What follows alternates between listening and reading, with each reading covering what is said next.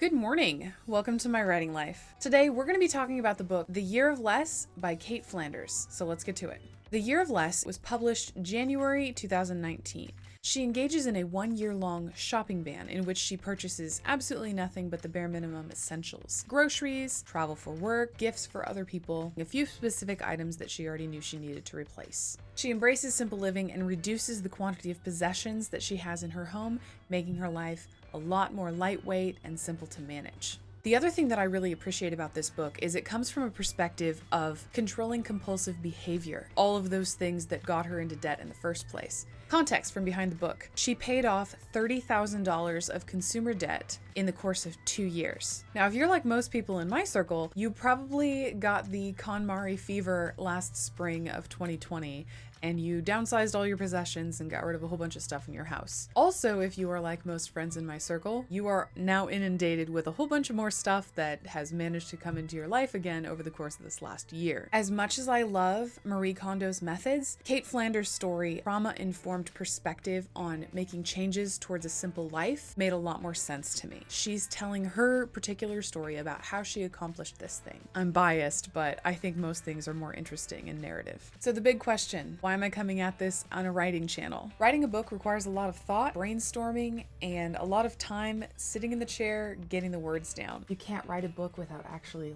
writing it, which ironically is typically the hardest part of the writing process for most people. Well, there are two big reasons why. Number one, time management. Here's why I'm so excited about this book: compulsive behaviors that Cait Flanders talks about in this book. The way that she breaks through that over the course of her shopping ban year is applicable to the compulsion to procrastinate and avoid work. One of the biggest ways I avoid work and procrastinate is by cleaning my house. Enter simple living. The fewer items I have to manage in my house, the more time I have to write. It's a really simple equation and it works. There's a reason I'm always wearing the same shirt in these videos. I only have 3 shirts and they're the same ones that I made. I can't tell you how much time I spent doing laundry, thinking about my book. Now, dictation, as I've mentioned previously, introduces a new opportunity for me to be able to write in circumstances like that. But no matter what, I can't physically have my hands in 2 places at once while folding laundry. I have a ton more time now as a result of reducing the items in my home. I only spend about 5 hours a week cleaning my house. Correction, I only need to spend about 5 hours a week cleaning my house. If you catch me doing more than that, I'm procrastinating.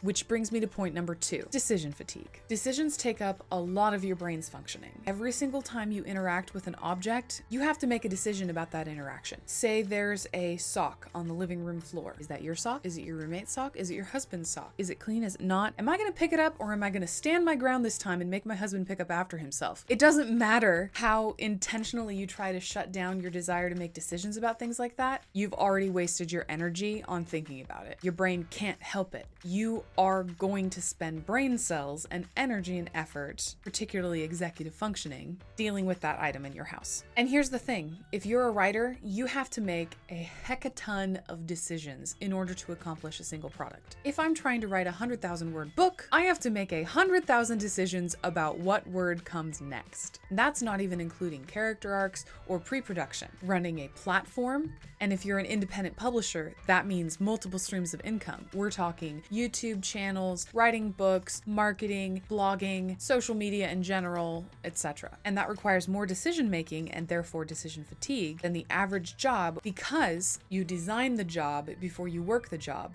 The last thing I want to mention about this amazing book: her victorious happily ever after is the dream. She gets to quit her job and take up a life where she works as a freelance writer full-time, and that pays 100% of her bills. If you're interested in having a conversation about simple living and the ways that it opens up opportunities for you, I'm not on social media anywhere else, so leave me a comment. I would love to talk more about this subject. If you like what I'm doing here, I would love it if you would support my channel. Like, share, subscribe, ring the bell. So thanks for hanging out with me today. I'll catch you next time. Bye. If you are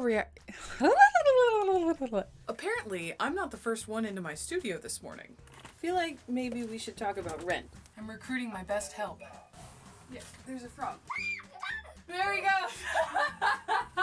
Frogless. It's starting to I wasn't expecting a sticky frog to land on my bare leg. All right, dude. Truce. I'm gonna take your silence as a yes.